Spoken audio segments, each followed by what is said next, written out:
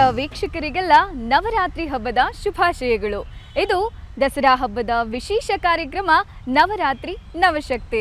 ಈ ವಿಶೇಷ ಕಾರ್ಯಕ್ರಮದಲ್ಲಿ ನಾನು ನಿಮ್ಮ ಪ್ರೀತಿಯ ರಕ್ಷಿತಾರ್. ನವರಾತ್ರಿ ಅನ್ನೋ ಪದಾನೇ ಸೂಚಿಸೋ ಹಾಗೆ 9 ರಾತ್ರಿಗಳು ದೇವಿಯ 9 ಅವತಾರಗಳು. ಈ 9 ಅವತಾರಗಳಲ್ಲಿ ನವರಾತ್ರಿಯ ಮೊದಲನೇ ದಿವಸ ನಾವು ಶೈಲಪುತ್ರಿಯನ್ನ ಪೂಜಿಸ್ತೀವಿ. ಶೈಲ ಅಂತಂದ್ರೆ ಪರ್ವತ, ಪುತ್ರಿ ಅಂದ್ರೆ ಮಗಳು. ಪರ್ವತರಾಜನಾದಂತಹ ಹಿಮವಂತನ ಮಗಳೇ ಶೈಲಪುತ್ರಿ. ಈ ಶೈಲಪುತ್ರಿಯನ್ನ ನಾವು ಪಾರ್ವತೀ ದೇವಿ ಅಂತಾನೂ ಕೂಡ ಕರಿತೀವಿ. ವೃಷಭಾರೂಢೆಯಾದಂತಹ ದೇವಿಗೆ ಬಿಳಿ ಬಣ್ಣದ ಹೂವುಗಳು ಅಂದ್ರೆ ಅತ್ಯಂತ ಪ್ರಿಯ. ಈ ದಿನ ನಾವು ಬಿಳಿ ಬಣ್ಣದ ಹೂಗಳನ್ನ ಅತ್ಯಂತ ಹೆಚ್ಚಾಗಿ ಮಲ್ಲಿಗೆ ಹೂವನ್ನ ಅರ್ಪಿಸುವುದು ವಾಡಿಕೆ. ಹಾಗೆಯೇ ಹಸುವಿನ ಹಾಲಿನಿಂದ ಮಾಡಿದಂತಹ ನೈವೇದ್ಯವನ್ನ ಅರ್ಪಿಸುವುದು ಕೂಡ ದೇವಿಗೆ ಪ್ರಿಯವಾದುದಾಗಿದೆ. ಈ ದಿನ ದೇವಿಯನ್ನ ಪೂಜಿಸಬೇಕಾದ್ರೆ ಕೆಲವೊಂದಷ್ಟು ಪ್ರಾರ್ಥನೆಗಳ ಜೊತೆಗೆ ಅಕ್ಷತೆಯನ್ನ ಸಮರ್ಪಿಸೋದು ವಾಡಿಕೆ. ಅಕ್ಷತೆಯನ್ನ ಸಮರ್ಪಿಸಬೇಕಾದ್ರೆ ದೇವಿಯ ಮೂಲ ಬೀಜ ಮಂತ್ರವಾದಂತಹ ಓಂ ಶ್ರೀ ಶೈಲಪುತ್ರೆಯೇ ನಮಃ ಎನ್ನುವಂತಹ ಒಂದು ಬೀಜ ಮಂತ್ರವನ್ನ ಹೇಳಿ ದೇವಿಯನ್ನ ಆರಾಧಿಸೋದು ಇವತ್ತು ಸೂಕ್ತ.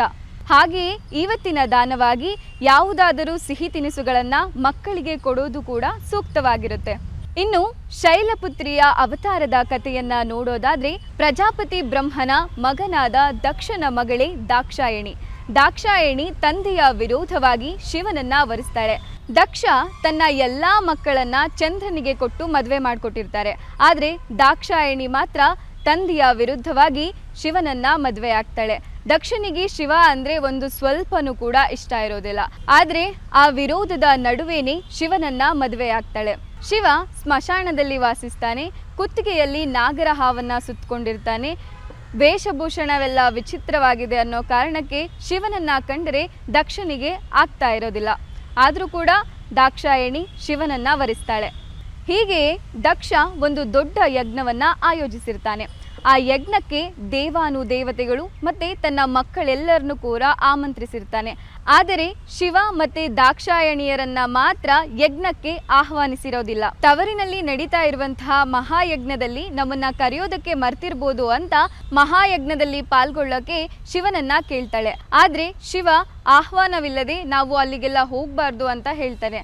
ಆದ್ರೂ ಕೂಡ ಪಾರ್ವತಿ ಶಿವನನ್ನ ಹೇಗೋ ಒಪ್ಪಿಸಿ ಆ ಯಜ್ಞದಲ್ಲಿ ತಾನು ಕೂಡ ಪಾಲ್ಗೊಳ್ತಾಳೆ. ಆದ್ರೆ ಶಿವ ತಾನು ಹೋಗೋದಿಲ್ಲ, ಸತಿಯನ್ನ ಮಾತ್ರ ಯಜ್ಞಕ್ಕೆ ಕಳಿಸ್ಕೊಡ್ತಾನೆ. ಯಜ್ಞದಲ್ಲಿ ಹಾಜರಾದಂತಹ ಸತಿಗೆ ತಂದೆಯ ಕಡೆಯಿಂದ ಅಂದ್ರೆ ದಕ್ಷನ ಕಡೆಯಿಂದ ತುಂಬಾನೇ ಅವಮಾನ ಆಗುತ್ತೆ.